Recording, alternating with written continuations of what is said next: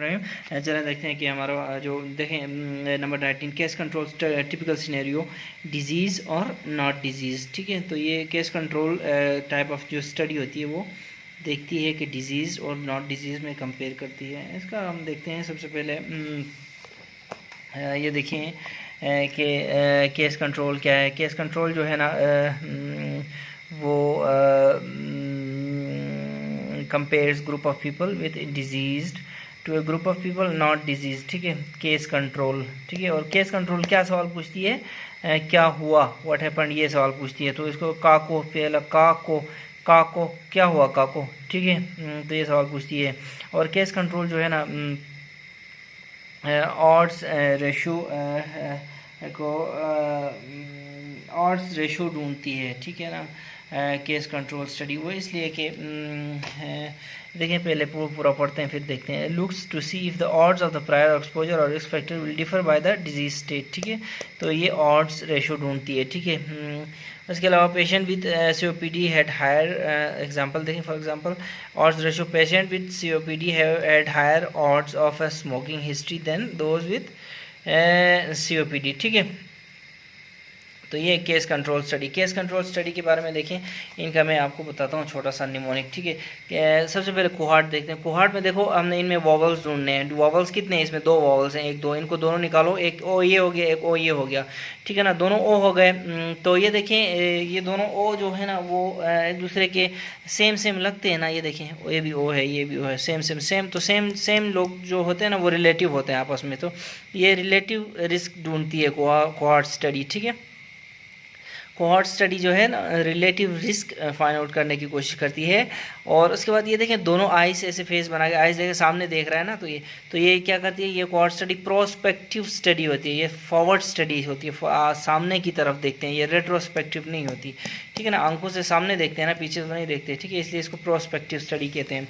अच्छा, उसके बाद देखें केस कंट्रोल में देखें वॉवल्स निकालें, इस लफ्ज़ से और इस लफ्ज़ से एक वॉवल। तो ये पहला वॉवल निकालें, तो ए और इसमें से ओ दोनों एक दूसरे के रिश्तेदार नहीं लगते। तो ठीक है, at odds of each other. ठीक है, इसलिए ये इस तरह याद रखें कि ये ऑड्स रेशो ढूंढती है केस कंट्रोल। ठीक है, और looks back in time, retrospective देखती है, लेकिन कुछ केसेस में प्रोस्पेक्टिव भी देख सकती है केस कंट्रोल। ठीक है ना, तो उसके बाद क्या और सवाल पूछती है काको क्या हुआ। ठीक है ना, इधर भी आप सी लगा दें, इधर भी आप सी लगा दें, तो काको बनता है काको क्या हुआ। ये सवाल पूछती है क्या हुआ, व्हाट हैपेंड, ये सवाल पूछती है।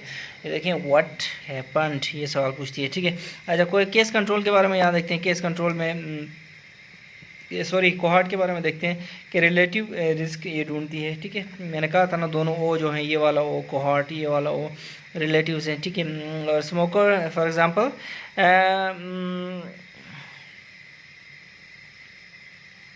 Smokers had a higher risk of developing COPD than non smokers. ठीक है, ये रिलेटिव रिस्क है। ठीक है, अच्छा उसके बाद देखें compares a group with given exposure और risk factor to a group of without exposure. ठीक है, देखें यहाँ पे क्या था, डिजीज और नॉन डिजीज। ठीक है,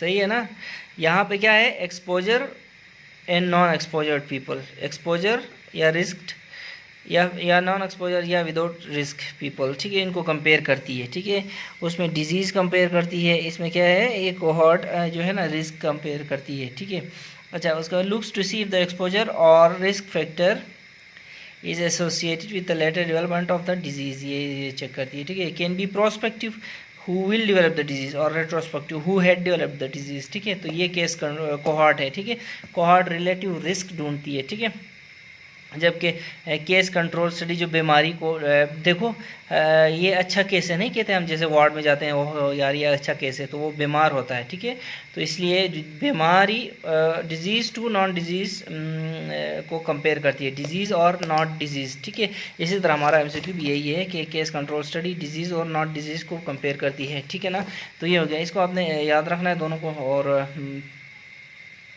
इसको हम रिवाइज करेंगे बाद में। अभी हमने प्रोसीड करेंगे आई के एम वी के एम के जो एडिशन मॉलिक्यूल्स हैं, एडियन मॉलिक्यूल्स, ठीक है ना। तो इनके ये एडियन मॉलिक्यूल्स क्या है, इनके बारे में हम थोड़ा सा चर्चा करेंगे, ठीक है। चर्चा में ये है कि सबसे पहले टॉपिक हम पढ़ेंगे ल्यूकोसाइट एक्स्ट्रावाइजेशन, ठीक है ना। तो ये ल्यूकोसाइट एक्स्ट्रावाइजेशन, ये देखिए ये लुमेन है, ठीक है। वैसे लुमेन यहाँ से ये ऐसे ऐसे ऐसे ऐसे करके एंडोथेलियम के साथ लगता है, फिर ये बाहर एक्स्ट्रावाइजेट करता है इंजरी वाली साइड की तरफ, ठीक है। तो ये कैसे करता है ये ल्यूकोसाइट, ये हम पढ़ेंगे, ठीक है। इसको ल्यूकोसाइट एक्स्ट्रावाइजेशन कहते हैं, ठीक है।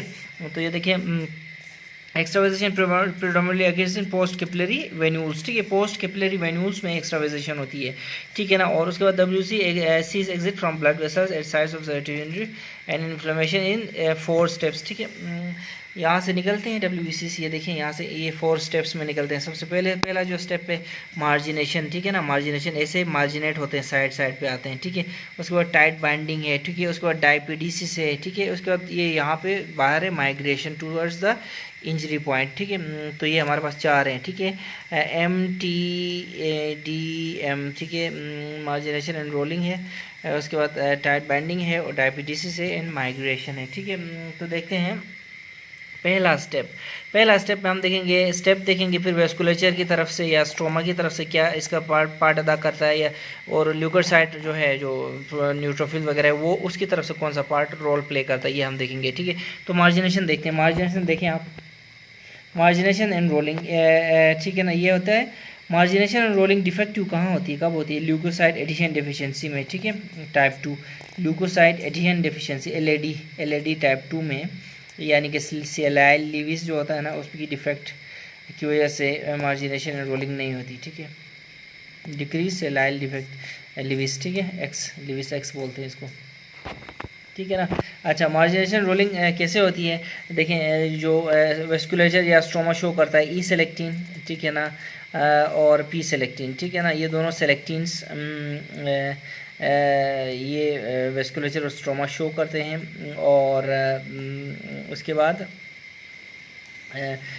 ल्यूकोसाइट की तरफ से सेलाइल लिविस एक्स और सेलाइल लिविस एक्स ये शो करता है ये ल्यूकोसाइट।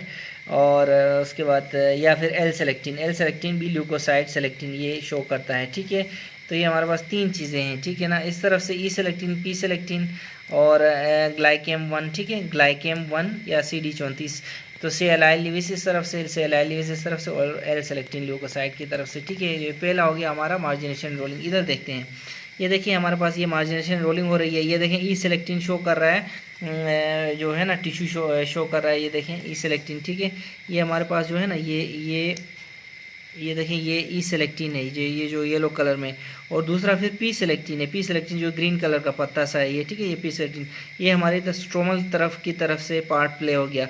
अब देखते हैं हमारी जो ल्यूकोसाइट की तरफ से क्या पार्ट प्ले होगा। ये देखें सेलाइल लिविस, ये जो आ रहा है ना, ये पिंक जो है, पिंक ये सेलाइल लिविस एक्स है, ये शो होता है। ये दोनों इधर लगते हैं तो ये पार्ट प्ले करते हैं, तो मार्जिनेशन एंड रोलिंग हो जाती है, ठीक है।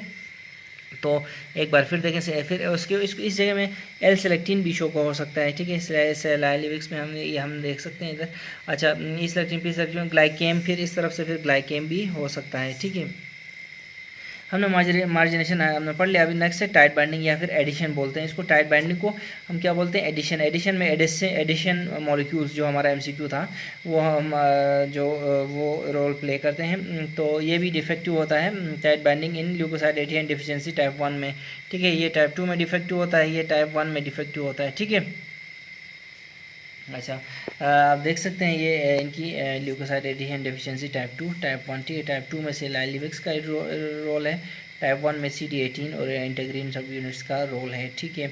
अच्छा, तो IKM VKM शो हो रहा है वेस्कुलेचर और स्ट्रोमा की तरफ से, IKM VKM, ठीक है। और उसके बाद हमारा जो ल्यूकोसाइट की तरफ से हमारा LFA1 शो हो रहा है, MEC1 शो हो रहा है, इंटीग्रिन VLA4 इंटीग्रिन शो हो रहा है। देखते हैं कि हमारी जो टाइट बाइंडिंग है IKM VKM हमारा शो हो रहा है किसकी तरफ से?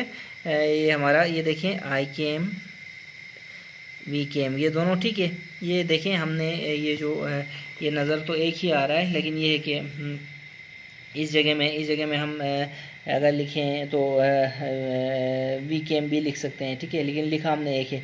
तो I came we came endothelial stroma की तरफ से, और उसके बाद LFA1 पर पॉलीमॉर्फो न्यूक्लियर यानी ल्यूकोसाइट्स की तरफ से। तो ये फिर टाइट बाइंडिंग हो रही है यहाँ पे, ठीक है।